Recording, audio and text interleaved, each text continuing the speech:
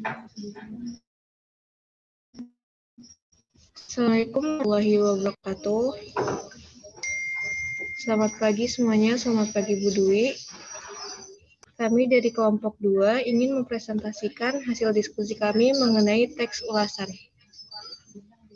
Sebelum melakukan presentasi, berikut anggota kelompok dari kelompok 2.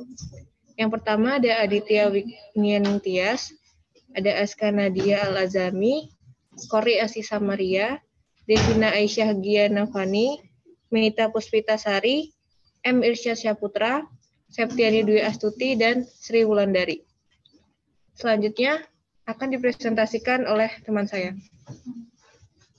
Ya, topik yang akan dibahas yang pertama ada pengertian teks ulasan, ciri-ciri teks ulasan, struktur teks ulasan, kaidah kebahasaan, jenis teks ulasan, manfaat, langkah-langkah, dan contoh dari teks ulasan itu sendiri. Pengertian teks ulasan ialah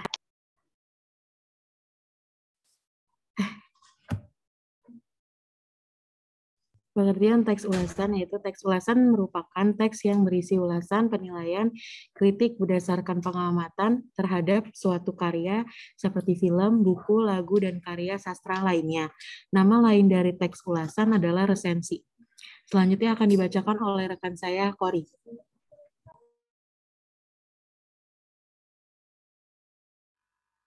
Ciri-ciri teks ulasan. Yang pertama, struktur teks memuat orientasi, tafsiran, evaluasi, dan rangkuman. Yang kedua, informasi teks ulasan berdasarkan opini penulis terhadap suatu karya dan merupakan fakta yang diinterpretasikan.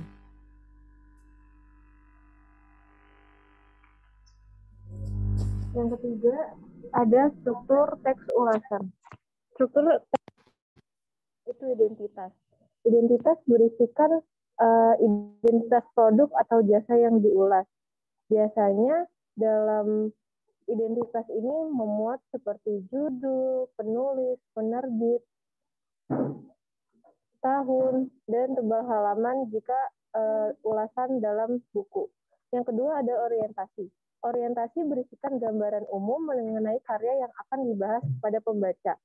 Pada orientasi ini, gambaran yang dimaksud adalah penyampaian tentang jenis buku atau film yang diulasnya. Yang ketiga ada tafsiran. Tafsiran ini memberikan penjelasan detail terhadap karya yang diulas, mulai dari kelebihan, kekurangan, keunikan, kualitas, dan lain-lain. Pada tafsiran ini juga pengulas memberikan ringkasan karya yang diulas secara detail. Yang keempat ada evaluasi. Pada bagian evaluasi berisi pandangan penulis mengenai hasil karya yang telah diulas, mengenai kelebihan dan kekurangan buku itu sendiri. Yang kelima, rangkuman. Rangkuman berisikan rangkuman dari ulasan yang telah dibuat. Bedanya dengan evaluasi, struktur ini memuat komentar dari penulis mengenai karya yang diulasnya.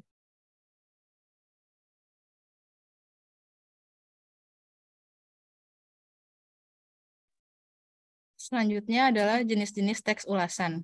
Jadi teks ulasan itu dibagi menjadi 3 jenis, yaitu yang pertama teks ulasan informatif. Teks ulasan informatif adalah teks yang memaparkan gambaran umum mengenai karya yang diulas, bahasa yang digunakan singkat, padat, dan jelas, dan berfokus pada kelebihan dan kekurangan karya.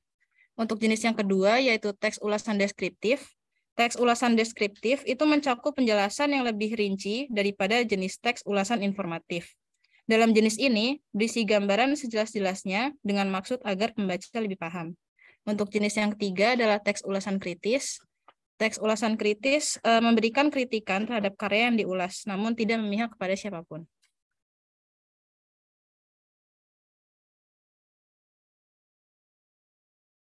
Selanjutnya, manfaat menulis teks ulasan. Yang pertama, menambah referensi berbagai bentuk karya berkualitas yang dapat dinikmati masyarakat. Yang kedua, membiasakan dan meningkatkan perilaku mengapresiasi secara kritis dan objektif. Yang ketiga, meningkatkan pemahaman mengenai sebuah karya, baik yang terkait dengan isi maupun kualitasnya secara keseluruhan.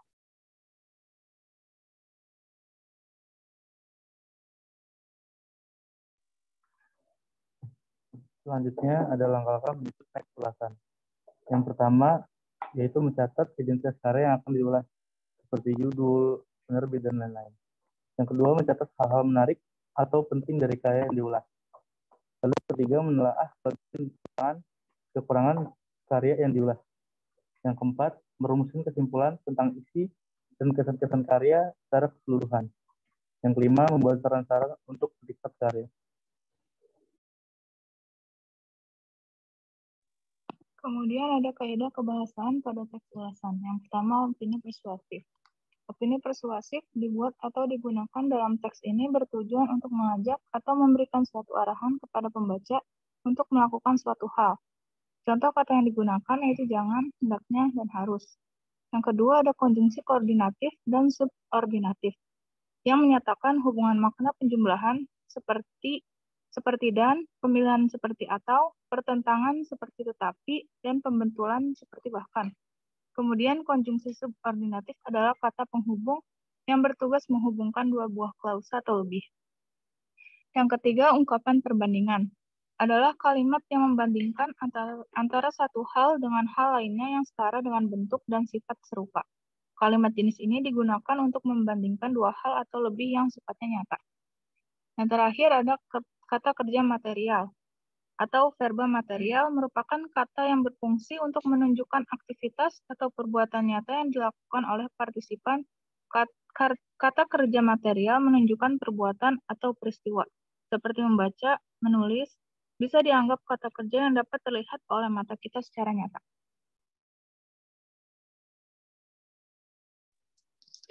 Selanjutnya ada contoh teks ulasan. Sini ada bagian orientasi.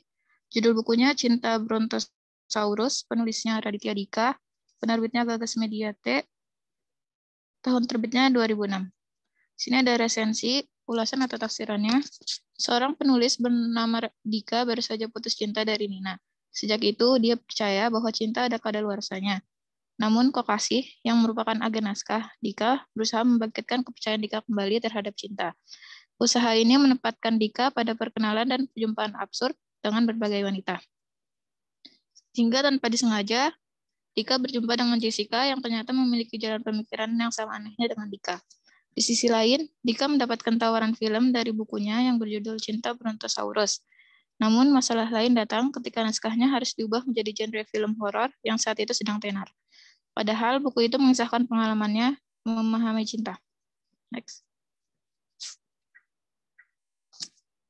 Terus bagian selanjutnya ada penilaian. Tampilan buku ini sangat menarik dengan cover yang terlihat ceria.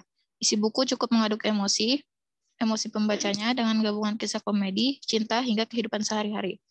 Bahasa dalam buku ini sangat menggambarkan kehidupan anak muda zaman sekarang yang terbiasa dengan bahasa gaul. Sementara kekurangannya, pada akhir cerita masih mengambang dan banyak kata vulgar. Lalu kesimpulannya, bagian kesimpulan, di balik segala kelebihan dan kekurangannya, buku ini mengundang minat banyak orang karena nama besar penulisnya.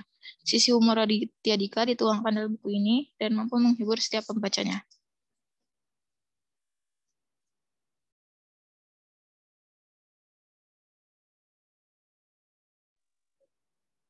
Sekian dari kelompok kami. Apakah ada yang ingin bertanya mengenai teks ulasan? Dipersilakan.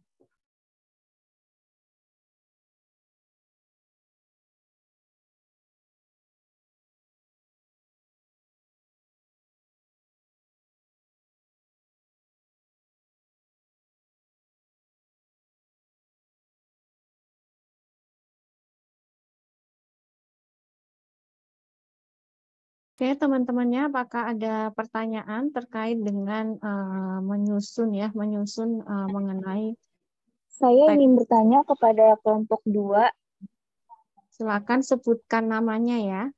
Untuk kelompok 2, apakah teks ulasan ada kaitannya dengan teks akademik yang dijelaskan minggu lalu? Terima kasih.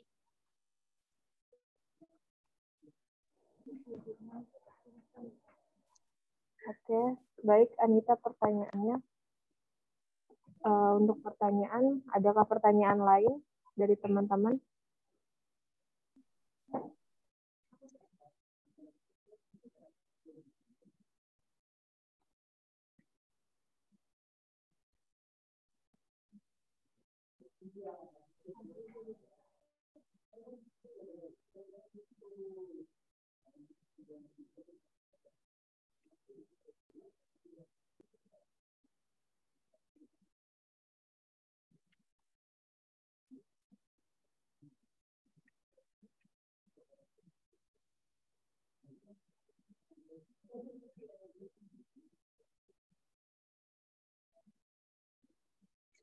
Saya boleh bertanya ya?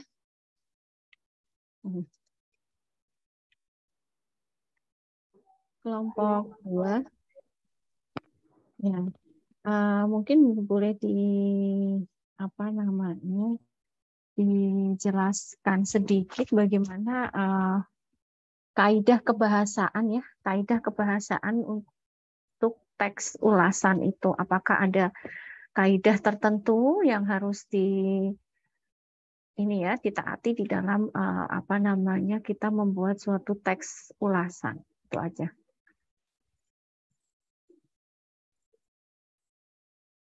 Dan satu lagi strukturnya, struktur teks ulasan itu seperti apa?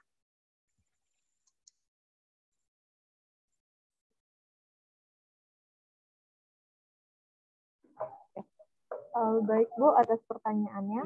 Yang pertama saya akan menjawab pertanyaan dari Ibu mengenai struktur teks ulasan dan juga pertanyaan dari Anita sekaligus. Tadi pertanyaan Ibu mengenai struktur teks ulasan dan pertanyaan dari Anita adalah apakah ada kaitannya teks akademik dengan teks ulasan itu sendiri. Pada struktur teks ulasan itu ada 5. Yang pertama adalah identitas. Identitas ini berisikan identitas produk atau jasa yang diulas.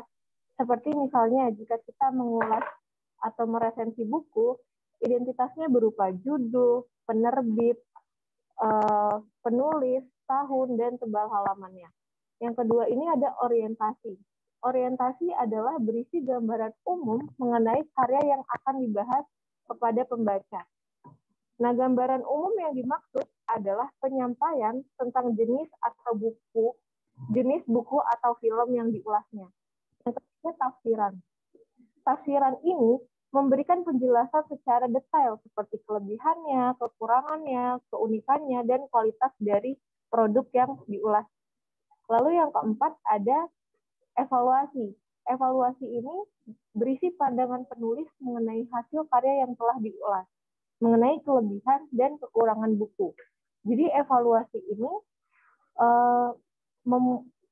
berisikan tentang pandangan dari hasil karya yang diulasnya. Yang kelima ada rangkuman. Pada rangkuman, ini bedanya dengan evaluasi adalah pada saat di rangkuman berisikan komentar dari penulis mengenai karya yang diulas. Nah, pada struktur teks ulasan ini juga bisa terdapat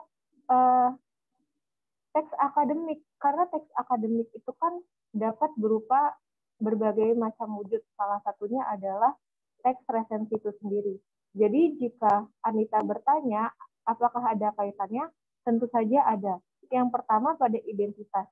Tadi identitas itu berisikan deskripsi mengenai produk yang diulas. Maka pada identitas ini menggunakan genre mikro pada teks identitas, yaitu teks deskripsi. Begitu juga dengan orientasi.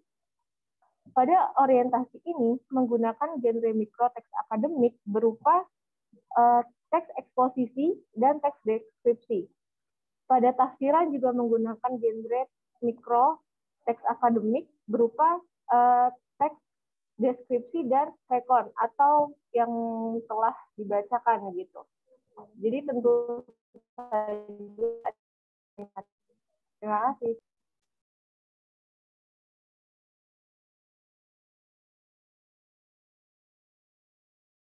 Ya, terima kasih kelompok 2. Terus kemudian adakah contoh misalnya ada suatu teks gitu ya, atau ini kemudian diminta untuk kita membuat teks ulasan.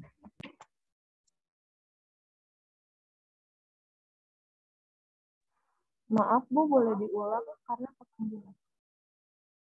Adakah di sini dibahas mengenai misalnya ada suatu tulisan gitu ya, suatu tulisan atau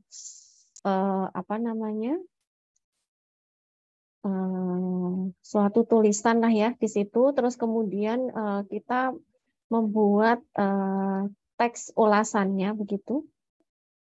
Misalnya kita membaca suatu buku atau apa ya, kemudian kita diminta untuk membuat itu teks. Apakah dibahas di sini tadi ya? Iya, sudah, Bu. Silakan diulangi lagi. Oke, mungkin dari pertama dari langkah-langkah baru ke contoh dulu ya, Bu. Langkah-langkah membuat teks ulasan dan contohnya.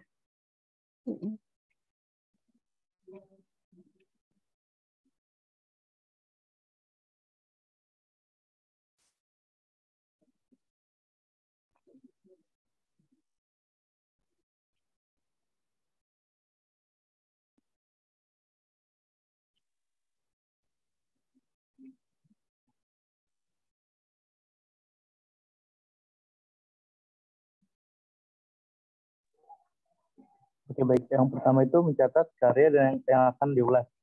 Yang seperti tadi dijelaskan bahwa identitas itu ada judul buku, penulis, penerbit, dan juga tahun terbit. Yang kedua, mencatat hal-hal yang menarik atau penting dari karya yang diulas. Jadi bisa masuk dalam orientasi. Jadi nantinya akan dijelaskan apa aja yang terdapat pada film tersebut atau karya tersebut. Yang ketiga, ada bagian karya yang akan diulas. Nah, di sini nanti dijelaskan pada saat bagian evaluasi, biar nanti diberitahukan kepada para pembacanya agar tahu apa isi dari kelebihan dan kekurangan dari karya tersebut. Yang keempat, merumuskan kesimpulan tentang isi dan kesan-kesan karya secara keseluruhan agar mengetahui para pembaca untuk karya tersebut. Kelima, ada membuat saran-saran untuk karya. Ini yang terakhir, memberikan saran kepada penikmat atau pembaca nantinya agar bisa mengetahui apa yang harus dilakukan untuk menonton sesuatu.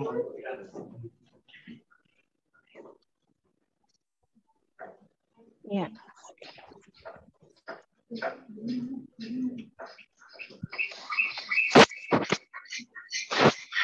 Nah, contohnya? Ada Bu ini.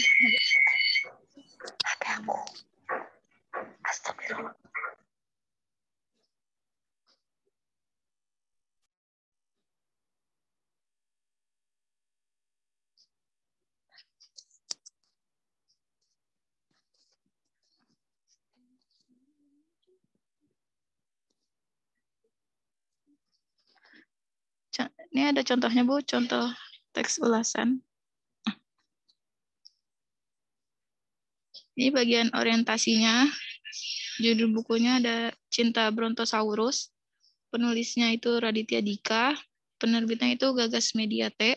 Tahun terbitnya itu 2006. Lalu sini ada resensi, ulasan atau tafsiran dari buku tersebut. Seorang penulis bernama Raditya Dika baru saja putus cinta dari Nina. Sejak itu dia percaya bahwa cinta ada kadaluarsanya. Namun, Kosasih yang merupakan agen naskah, Dika berusaha membangkitkan kepercayaan Dika kembali terhadap cinta. Usaha ini menempatkan Dika pada perkenalan dan perjumpaan absurd dengan berbagai wanita. Hingga tanpa disengaja, Dika berjumpa dengan Jessica yang ternyata memiliki jalan pemikiran yang sama anehnya dengan Dika. Di sisi lain, Dika mendapatkan tawaran film dari bukunya yang berjudul Cinta Brontosaurus. Namun masalah lain datang ketika naskahnya harus diubah menjadi genre film horor yang saat itu sedang tenar. Padahal buku itu mengisahkan pengalamannya memahami cinta.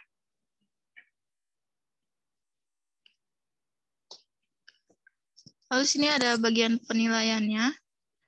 Tampilan buku ini sangat menarik dengan cover yang terlihat ceria. Isi buku cukup mengaduk emosi pembacanya dengan gabungan kisah komedi, cinta, hingga kehidupan sehari-hari. Bahasa dalam buku ini sangat menggambarkan kehidupan anak muda zaman sekarang yang terbiasa dengan bahasa gaul. Sementara kekurangannya pada akhir cerita masih mengambang dan banyak kata vulgar. Lalu ada kesimpulan dari buku. Di balik segala kelebihan dan kekurangannya, buku ini mengundang minat banyak orang karena nama besar penulisnya. Sisi humor Raditya Dika dituangkan dalam buku ini dan mampu menghibur setiap pembacanya.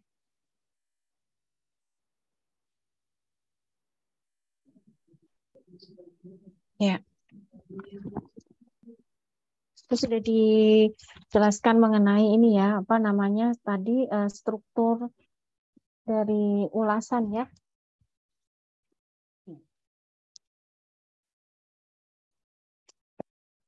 Ya, ada pertanyaan lain dari teman-temannya?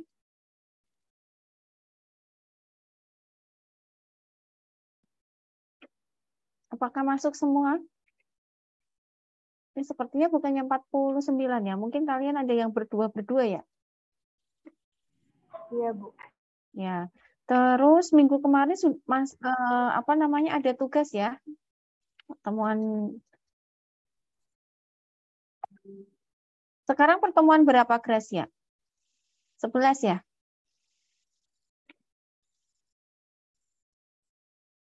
Kenapa, Ibu? Sekarang pertemuan ke-11 ya? Mengenal teks ulasan ya? Iya, Bu. Minggu kemarin ada tugas kan ya? Yang sebelumnya. Ada, Bu, yang buat pertanyaan 5 tentang, bukan 5 sih, buat pertanyaan tentang teks akademik, sesuai yang di pertemuan 9 dan sama 10. Nah, soal nomor 2-nya, yang hasil diskusi yang kemarin 5 soal Ibu buat. Oh, ya udah. Kasih. Ya, oke. Terus untuk kelompok selanjutnya, kelompok 3, apakah hari ini? Atau pertemuan selanjutnya? Harusnya hari ini, Bu, karena saya dari kemarin udah bilang kemungkinan kelompok 2 sama kelompok 3 buat hari ini. Oh, oke. Berarti ini kelompok 2 sudah tidak ada pertanyaan ya?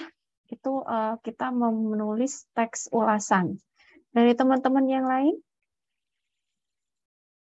Kalau tidak ada, kita lanjutkan ke kelompok 3. Terima kasih kelompok 2. Baik, terima kasih kepada teman-teman semua yang telah memperhatikan. Sekian dari kelompok 2, kurang lebihnya mohon maaf. Wassalamualaikum warahmatullahi wabarakatuh.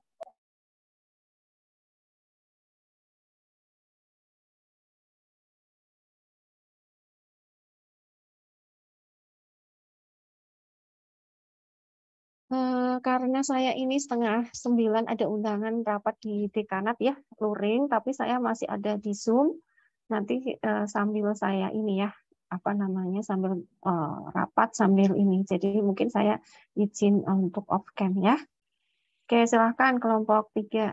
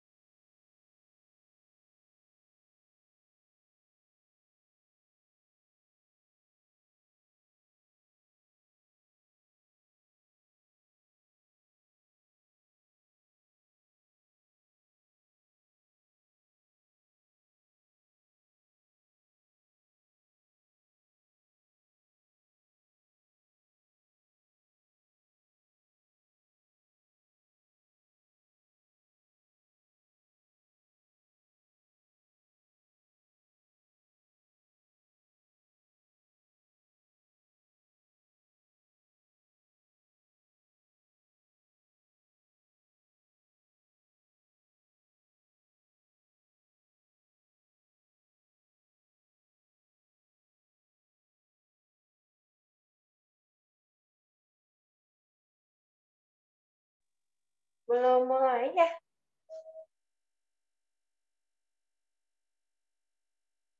Masih menunggu ya, Gracia?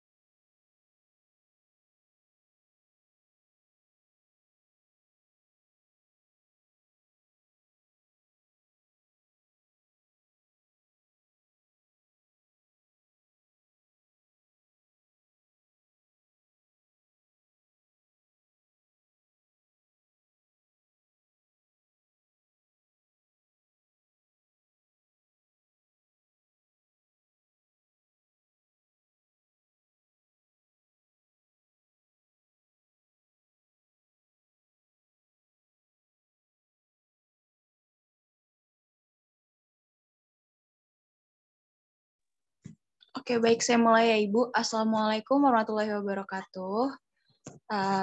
Jadi kami dari kelompok 3 akan membahas atau menerangkan, mempresentasikan tentang teks proposal.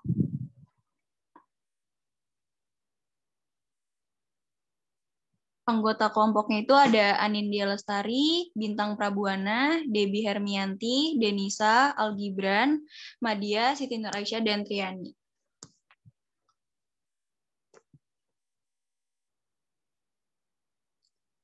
Yang akan dibahas di sini, yang pertama itu ada pengertian teks proposal, yang kedua struktur dari teks proposalnya, yang ketiga kaidah kebahasan dari teks proposal, yang keempat jenis teks proposal, yang kelima proposal penelitian, dan yang keenam itu proposal kegiatan.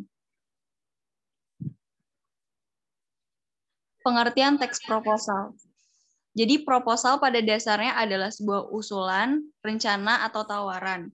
Proposal disusun secara objektif, sistematis, dan terencana dalam memecahkan masalah, serta dapat dijelaskan secara akurat dan menggunakan gaya penulisan akademik. Nah, selanjutnya akan dijelaskan oleh teman saya, Anindya.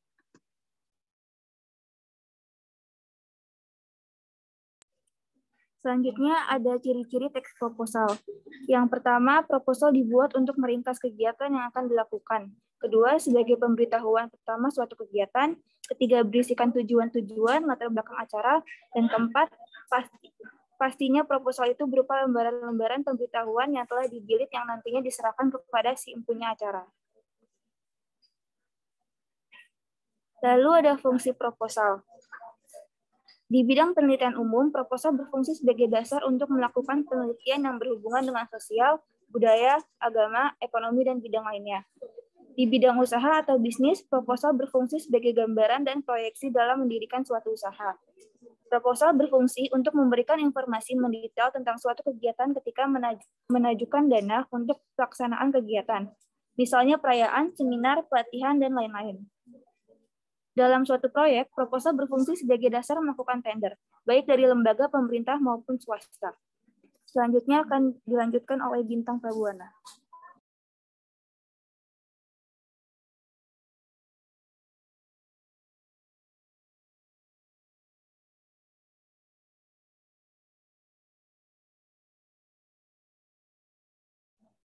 Baik, struktur teks proposal terdiri dari pertama sampul. Proposal kegiatan mesti punya sampul, memakai logo kegiatan atau sanggup memakai logo organisasi. Biasanya di sampul termasuk ditulis nama kegiatan yang akan dilaksanakan dan di bagian bawah ditulis instansi pelaksana pada kegiatannya, pada kegiatan tersebut. Yang kedua, latar belakang. Di dalam latar belakang yang ada di sebuah proposal ini berisikan tentang keadaan, kejadian, dan hal-hal yang melatar belakangi pelaksanaan kegiatan ataupun penelitian tersebut. Misal saja di dalam proposal kegiatan yang berhubungan dengan kesehatan masyarakat desa, maka dalam bagian latar belakang harus membahas mengenai terjadinya suatu penyakit menular. Yang ketiga, nama kegiatan. Sedangkan nama kegiatan adalah nama yang akan ditunaikan terhadap kegiatan tersebut. Yang keempat, tema kegiatan yang ditulis harus sesuai dengan tema yang disepakati secara bersama-sama dengan terhadap forum atau tema yang sudah disediakan sebelumnya. Yang kelima, tujuan. Tujuan dari kegiatan dalam proposal adalah target dilaksanakannya pada kegiatan tersebut serta mencakup alasannya untuk menjalankan kegiatan ini. Yang keenam, jenis kegiatan atau cara kegiatan. Jenis kegiatan atau cara yang akan dilaksanakan, seluruh model kegiatan harus mesti ditulis gara-gara instansi yang akan memandang banyaknya kegiatan yang direncanakan. Biasanya setiap kegiatan mesti dijelaskan maksud dan tujuannya dari kegiatan tersebut untuk mencapai target dilaksanakannya kegiatan tersebut dan mencakup alasannya kenapa diadakan kegiatan ini. Yang ketujuh, sarana promosi. Sarana promosi adalah keuntungan dari sponsor. Sarana promosi berasal dari umbul-umbul, pakaian, pamflet, brosur, spanduk, audio, dan lainnya. Dan hitungan bagian persen sponsor, besar persen yang disumbangkan oleh sponsor harus menentukan pada besar atau kecilnya logo sponsor yang dilihat dari ukurannya.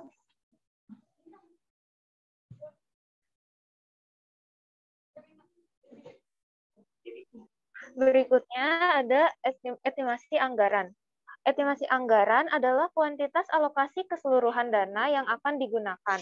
Ditulis secara detail dengan harganya, mulai dari perlengkapan, administrasi, konsumsi, piala, plakat, panggung, sound, dan lainnya. Estimasi anggaran adalah perihal penting gara-gara yang utama diperiksa oleh instansi adalah anggaran. Yang kesembilan ada penutup. Penutup adalah permohonan terima kasih sekaligus permintaan maaf kepada instansi. Tanda tangan dan stempel harus tersedia gara-gara sah tidaknya proposal tersedia terhadap tanda tangan dan stempel. Yang ke-10 ada susunan kepanitiaan.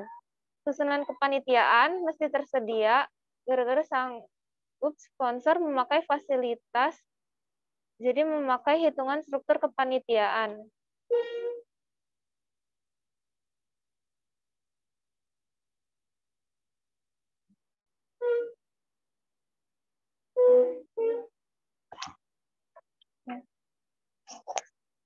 Berikutnya akan dijelaskan oleh rekan saya.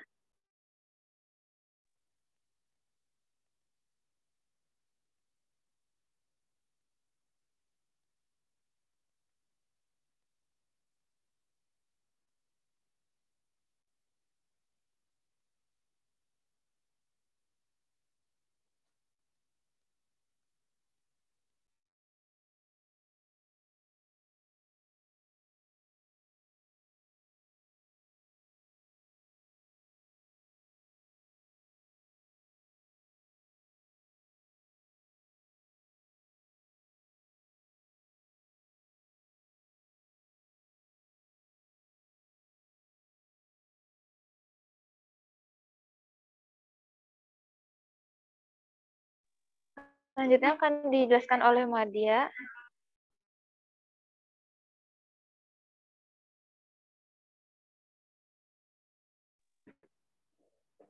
Kaidah kebahasan teks proposal. 1. Pernyataan argumentatif. Di dalam pernyataan argumentatif akan ada penggunaan konjungsi kausalitas seperti karena, sebab, oleh karena itu, dan lainnya. 2. Pernyataan persuasif. Hal tersebut digunakan untuk mengajak penerima usulan agar bersedia untuk menerima usulan itu. Misalnya saja penggunaan kalimat sebagai berikut. Untuk itu, supaya upaya pembekalan terhadap para pengajar mengenai pengembangan kurikulum dan materi pengajaran membaca serta menulis sangat mendesak untuk dilakukan. Maka, dan seterusnya. 3. Kata-kata teknis. Penggunaan kata-kata teknis atau yang biasanya disebut dengan istilah ilmiah berkenaan dengan bidang kegiatan. Keempat, kata kerja tindakan. Penggunaan kata kerja tindakan biasanya dipakai untuk mengatakan langkah-langkah kegiatan ataupun metode penelitian. Misalnya saja kata berlatih, mengamati, mendokumentasikan, dan lain sebagainya. Yang kelima, kata pendefinisian. Contoh dari kata pendefinisian adalah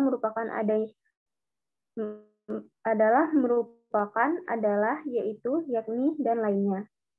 Selanjutnya, saya serahkan kepada rekan saya, Denisa. Yang keenam, ada kata perincian. Penggunaan kata perincian biasanya berupa pertama, kedua, selain itu, ketiga, dan lain sebagainya. Yang ketujuh, ada kata keakanan. Penggunaan kata keakanan biasanya yang berkaitan dengan waktu ataupun peristiwa yang akan datang. Misalnya saja kata akan direncanakan, diharapkan, dan lain sebagainya. Hal itu terjadi karena sifat proposal yang menjadi sebuah bentuk rencana, usulan, ataupun rancangan dari suatu program kegiatan. Yang kedelapan ada kata denotatif.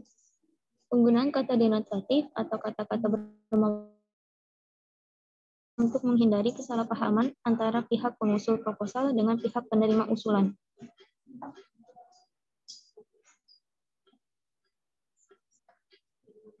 Lalu jenis teks proposal ada dua. Yang pertama ada proposal penelitian dan proposal kegiatan.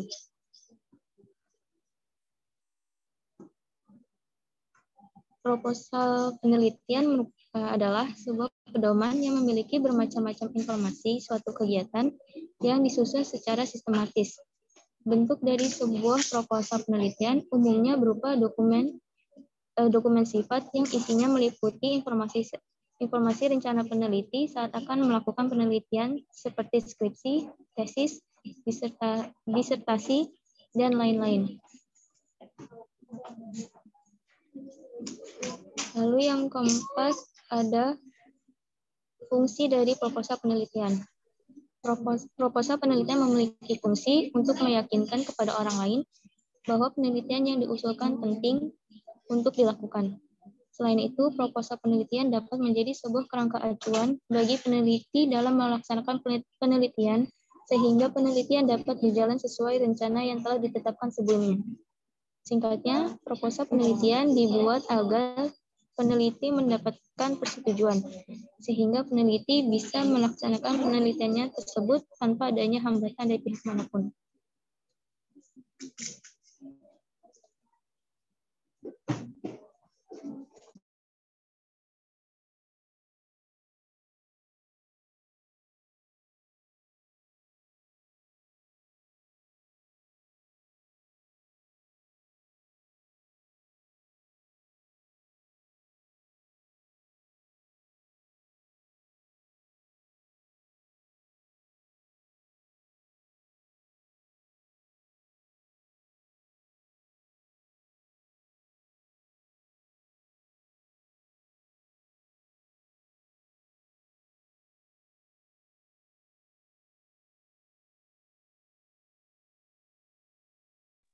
Oke, selanjutnya ada proposal penelitian, struktur teks. Yang pertama ada halaman judul. Halaman judul menjadi struktur utama yang menampilkan judul penelitian secara rinci beserta metode yang akan digunakan. Yang kedua adalah latar belakang. Latar belakang menjelaskan perihal kejadian, keadaan, atau hal yang melatar belakangi pentingnya dilaksanakan suatu penelitian. Oke, boleh dilanjut. Lalu ada struktur teks dari proposal penelitian. Ketiga, ada rumusan masalah. Rumus yang akan pada bagian ini biasanya peneliti akan mengajukan sejumlah pertanyaan ke dalam bentuk kuesioner yang ditujukan pada masyarakat.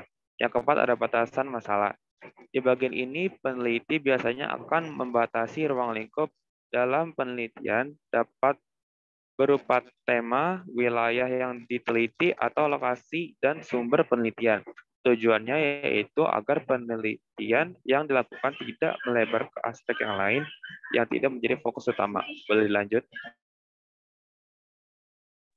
Yang kelima ada tujuan penelitian. Tujuan penelitian untuk menjelaskan apa saja tujuan dilaksanakannya penelitian tersebut. Tujuan penelitian harus ditulis secara rasional dan persuasif, agar penerima proposal menjadi lebih tertarik untuk membacanya lebih jauh. Yang keenam ada manfaat penelitian. Bagian manfaat penelitian menjelaskan hasil atau manfaat yang akan diperoleh penerima proposal apabila penelitian tersebut telah terrealisasi. Lanjut. Lalu ada 7 landasan teori. Landasan teori berisi tentang landasan yang digunakan sebagai sumber rujukan dalam membuat proposal penelitian. Penjelasan dan detail yang dikemukakan harus masuk akal dan menyertakan sumber-sumber rujukan yang memang terbukti dan valid. Kedelapan ada metode penelitian. Pada bagian ini dijelaskan mengenai langkah-langkah dan metode yang akan digunakan dalam melakukan penelitian. Hal ini meliputi metode secara detail, mulai dari pengambilan data, pengolahan data, hingga penyelesaian rumusan masalah. Oke, bisa dilanjut.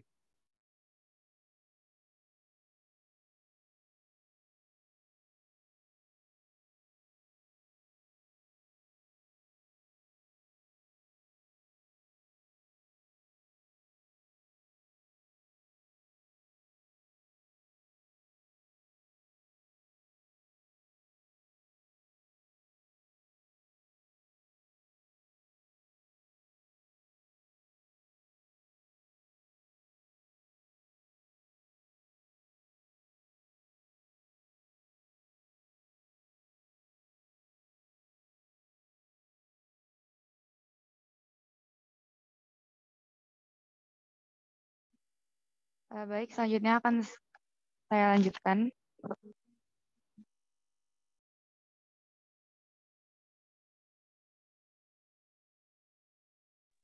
Perkenalkan, nama saya Triani April Rizky Putri, akan melanjutkan penjabaran dari Gibran.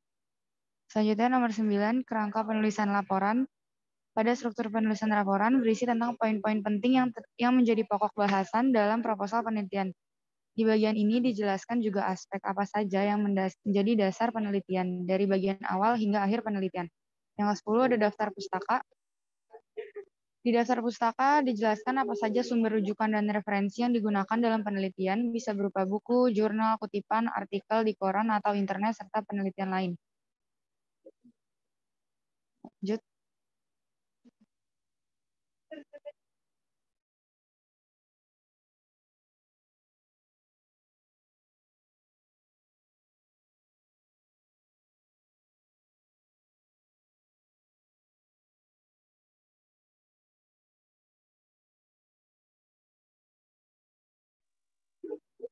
Selanjutnya ada proposal kegiatan. Yang pertama, pengertian dari teks proposal. Proposal kegiatan merupakan usulan tentang pelaksanaan suatu kegiatan atau acara. Proposal kegiatan dibuat untuk memohon izin atau persetujuan dari instansi yang memiliki wewenang, serta untuk menggalang dana. Dalam kehidupan akademik mahasiswa, proposal kegiatan digunakan dalam usulan program kerja atau KKN, usulan kegiatan magang, atau usulan pelaksanaan suatu acara yang menjadi tugas akhir, seperti pementasan, pameran, sosialisasi, dan lain-lain. Lanjut. Berikutnya ada struktur teks dari proposal kegiatan. Yang pertama, nama kegiatan. Struktur pertama berisi judul atau nama kegiatan. Pada bagian ini menjelaskan secara rinci dan detail tentang kegiatan yang akan dilaksanakan. Yang kedua ada pendahuluan. Pendahuluan berisi alasan mengapa kegiatan tersebut harus diselenggarakan dan menguraikan poin-poin penting apa saja yang akan dilaksanakan. Yang ketiga ada tujuan kegiatan. Tujuan kegiatan memiliki fungsi untuk mengarahkan dan memfokuskan aktivitas yang nantinya akan dilaksanakan. Lanjut.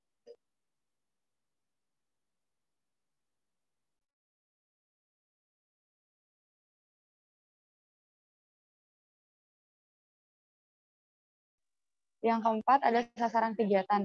Pada bagian sasaran kegiatan ini memberikan informasi mengenai siapa saja orang yang akan berpartisipasi dalam kegiatan tersebut. Yang kelima, waktu dan tempat pelaksanaan. Waktu yang ditulis secara detail berupa hari, tanggal, bulan, dan tahun, serta rentang jamnya juga. Begitupun dengan tempat kegiatan pelaksanaan harus disampaikan dengan jelas. Lanjut.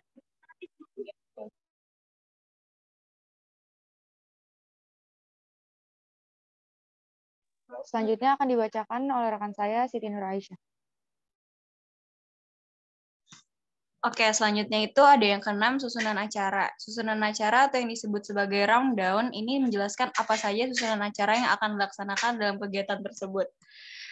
7 itu kepanitiaan. Pada bagian ini berisi tentang susunan panitia yang akan bertanggung jawab terhadap acara yang diselenggarakan yang meliputi nama panitia serta jabatan dan tugas yang diembannya.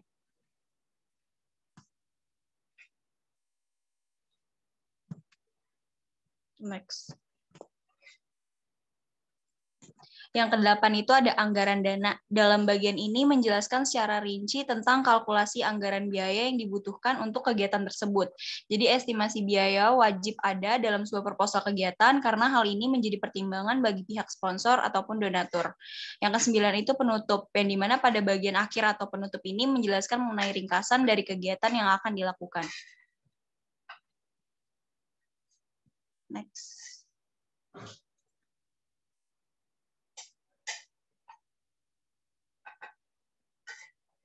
Next.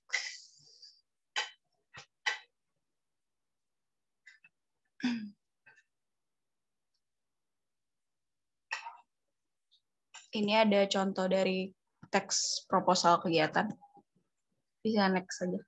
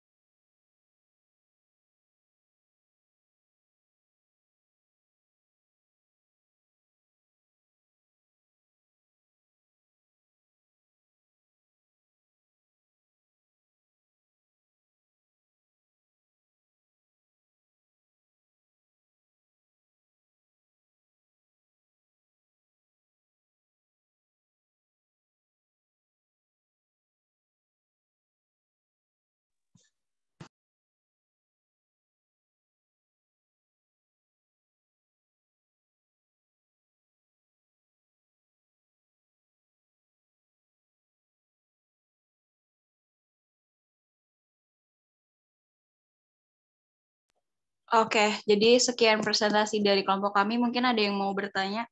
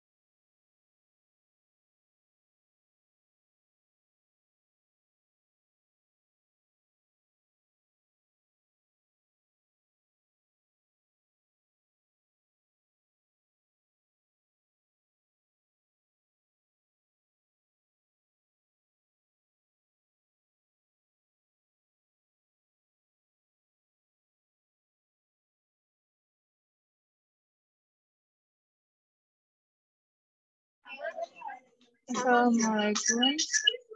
Saya Devina Aisyah izin bertanya.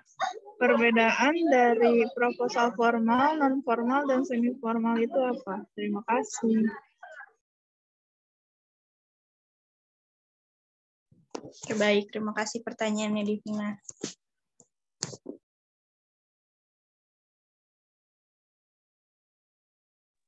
Ada lagi nggak yang mau bertanya?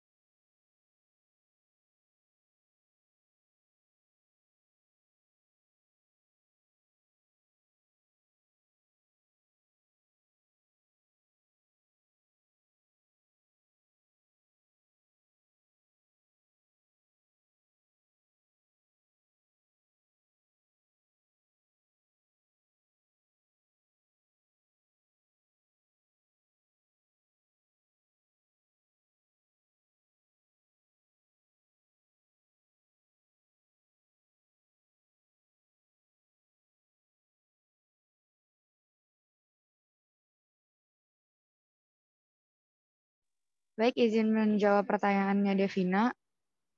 Menurut saya, perbedaan dari proposal resmi, proposal formal, semi formal, dan non formal itu dilihat dari kegiatan-kegiatannya. Misalnya kegiatan formal itu strukturnya disusun lengkap sesuai aturan yang berlaku, dan semi formal tidak menggunakan bahasa formal. Dan kalau non formal itu hanya bertuliskan kepentingan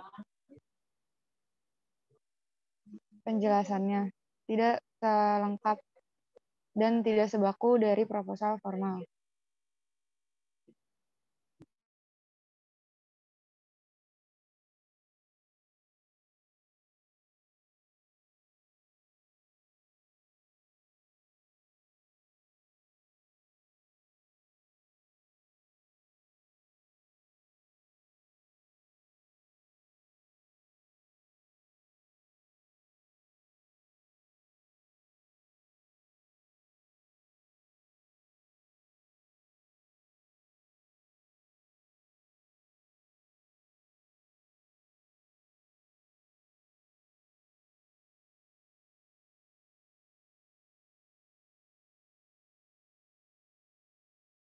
Baik, terima kasih.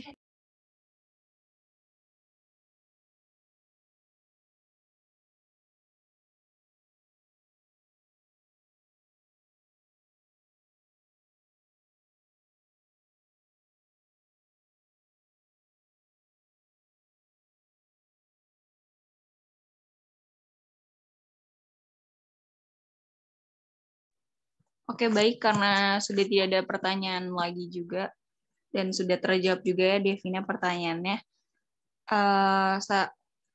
Kami dari kelompok 3, wassalamualaikum warahmatullahi wabarakatuh.